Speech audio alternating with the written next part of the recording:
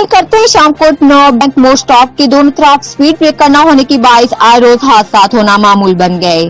तफसीलात के मुताबिक शामकोट 9 बैंक मोड़ स्टॉप पर 3 स्कूल और एक जामिया मस्जिद वाक़या है और गवर्नमेंट स्कूल से छुट्टी होने के बाइस बच्चे सड़कों पर जौक दर जौक निकलते हैं और नमाजी हजरात का गुजर बसर भी इन्हीं रास्तों से होता है।